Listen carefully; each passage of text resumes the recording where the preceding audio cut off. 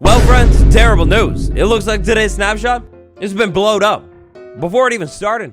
What does that mean? Nobody knows. Anyways, my friends, you know what day of the week it is. It's snapshot day again. Let's do this. We kick things off by talking about the future. It sure looks like Minecraft 1.20 is just about almost here. It will not surprise me if this update drops at the end of this month or the very beginning of next month. Unlike for the other 4 previous official 1.20 snapshots, we don't have a changelog today. At least we don't have a changelog on the official website right now. This seems to be broken. But the changelog that we do have over on Reddit, oh, it's tiny. This is particularly interesting because if you've been in the community for a while now, like pre 1.20, then you would know that usually the final snapshots, well, the changelogs get smaller with new features, but get longer with bug fixes. And we kind of don't even really have that today. Instead, today, lads, we're looking at some sound changes, a note block change, a workstation block change, an advancement, and a bundle fix. Wait, what? Huh? To spice it up for you a little bit, I also have some extra 1.20 info. Let's start there. Early this morning, after the snapshot dropped, but before the changelog, we got an interesting dev thread over on Twitter. The thread this time around is from Moj, and it's all about the interesting trail ruin structure. Still no bugs on trail ruins, very happy to see that. I built 70 new buildings and 14 road decor pieces. Side note, this points out that this structure, oh, it's absolutely massive. After the first snapshot, I went back in and standardized the block palette in collaboration with our art team. I then added 5 complete sets of variants. It could have been quite easy to ship with the amount of variants we had in the first snapshot. And I think first snapshot is referring to one of the earlier ones where the trail ruin structure was actually first added. I think that was maybe 1.20 or something. Because we had the time and we were solving other problems, I had the opportunity to add many more. Due to technical limitations, this also included passes for placing gravel and structure void blocks, which makes the structure blend nicely back into the world. This is apparently the 3rd structure that Moshe has worked on, the other ones being the Bastion Remnant and the Ancient City, 2 fire structures as is. So this thread had me thinking about the trail ruins quite a bit. With that in mind, I jumped over to an ocean world to check out the structure, see if maybe something has been changed or something new or anything like that, and I don't really think so. When diving into the files for the game and taking a look at the actual trail ruin structure, looking for new components here, the only thing that I found that maybe looks different is the road section, but then again, I could have totally just missed it. Overall, though, looking at the structure, it doesn't really look like much has changed in this snapshot, which is unfortunate in one spot. We'd love to see new things, but I guess at the same time, that's good. That means the structure is polished and the update is almost done. For me, though, one of the most interesting takeaways from that thread is the fact that they had extra time to go back in and improve the trail ruin structure. That all means that the development of the 1.20 update is going smoothly. In fact, smoothly enough for them to go back in and actually improve things that were kind of already done before. A question for you, though. I'm not seeing as much hype as I would have thought for the trail ruin structure.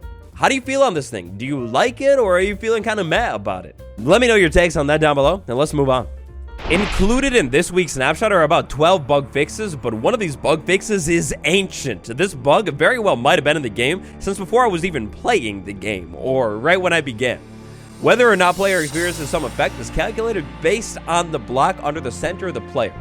It doesn't make perfect sense like that. Instead, in game, friends, here's a better way to show that one off. Do me a favor and listen. So clearly, as you can probably see right there and hear right there, I was walking on the side of the block, and you're hearing the sounds. This is a bug that is, again, over 10 years old. It's been fixed. But it gets even better. It doesn't only have to do the sounds. If you ever built any kind of ice road and you walked on the edge of the ice block and you haven't got that ice effect where you kind of like slide and glide around, well, that was because of this bug as well.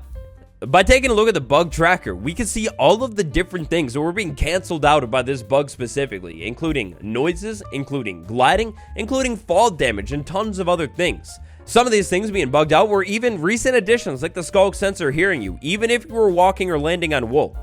For fans of the Minecraft 1.20 update like myself, this is a beautiful change because if you think about it, the Ancient City is going to be one of the big places that you need to head to in this update. I still do really wish that they would add archaeology into the Ancient City, though. I feel like it would just make sense.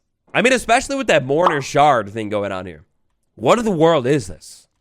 The creative inventory updates from Minecraft 1.90.4, they continue today because take a look at the redstone tab. Yes, my friends, that's right, this one is big, it's massive. We got a brand new block in the redstone tab. The Jukebox. We did it, Joe. Now, since last week's snapshot, I did put a little bit more thought into what's going on with the redstone signal and the music disc stuff. Before last week's snapshot, the most recent disc to be added to the game was 5. If you put 5 into a jukebox with a comparator, that gives you a signal strength of 15. Added in the update before the 5 music disc, we had other side. If you put other side in the jukebox, that gives 14. As you may remember, the newest music disc, this one, it gives a signal strength of 14. It's overlapping.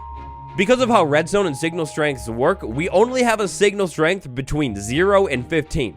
I think what the devs are maybe doing with the new music discs is working their way backwards. It's the only time we'll be able to tell for sure, but if the next music disc that's added in the next update is 13, then my theory is proven right, and you heard it here first a year early.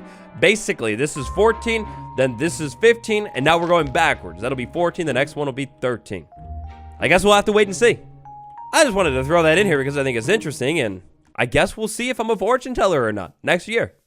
Advancements, oh, they're beautiful, they're wonderful. I still do think Minecraft needs more, maybe even 1.20 needs more, but speaking of 1.20, it's got more. Things like the camo, the bamboo block, or heck, even the chisel bookshelf that were added a million years ago almost don't feel like part of 1.20. To cleanly execute the brand new power of books advancement, first things first, go over to a crafting table and make yourself a chisel bookshelf. After that, with your new chisel bookshelf, a comparator, and a book in hand, place that bookshelf down, put a comparator going out of it right behind.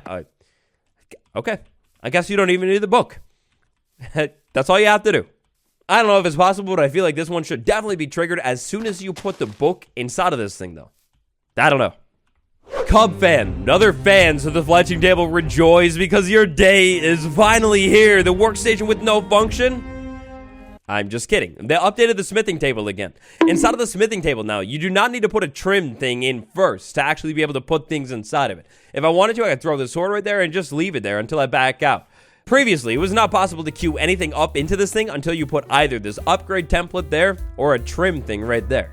It's such a small change, but honestly, I love it. This was something that really annoyed me before. Just yesterday, I was working on a really cool 1.20 video you'll see soon, and I was messing with this stuff, and yeah, it kind of kept throwing me off. Look, I know it's not the biggest thing in the world, but I feel like this definitely makes sense. It's nice. Look, the 1.20 update is an absolutely beautiful update. This is definitely the best singular update since the Nether update, and honestly, it might even come close to that update in terms of greatness. However, I do think that this update also reinforces this game's inventory problems, especially if you're doing sharding or archaeologying. I was surprised to see that in this week's snapshot, we actually have a bundle bug fix. Very strange. Seeing one of the shorts that I made last week, I took a look at the bundle and talked a little bit about it. When I was showing the bundle off, it was clearly bugged. In this week's snapshot, the bundle is no longer bugged. As you begin to load things into it, the UI for the bundle comes back. So all of this archaeologying that I've been doing, all of these random items that were clogging my inventory, in the bundle, they look like this, how they always have. When the snapshot dropped, one of the first things that I did is slid over to the Create a World screen and took a look at experiments, and unfortunately, the bundle is still an experiment, so technically not part of 1.20. However, I really do feel like the bundle is kind of needed for 1.20. Hopefully the devs spend a little bit of time this summer when they're developing 1.20.1 or whatever to actually maybe finish up the bundle and put it in the game. Next up, look, I don't know if you tried any of this archaeologying stuff for yourself yet, but I have, and I have a common problem. The sus gravel really blends in, sus sand too, but especially the gravel block. It's so busy already.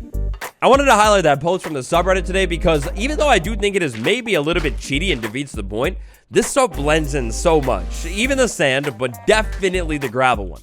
If you want to fix that, I never even considered it, but resource pack. Unfortunately, it doesn't look like this one dropped fully to the public way yet, but that's a great idea. And so finally, that brings us to basically the final things in this week's snapshot. A couple more bug fixes. At least one of the bug fixes in this week's snapshot has to do with the new light engine that was introduced in last week's snapshot. If you haven't tried it out for yourself yet, a lot of people are saying that this new light engine is almost doubling their FPS. This is amazing. Also, because I guess why not? As of this week's snapshot, the jump ooze potion will actually affect magma cubes as well. Oh, that's insane. The jumps here. The jumps are absolutely off the chart. In this week's snapshot, we also got some technical changes having to do with advancements and other technical things, but hey, technical schmechnical.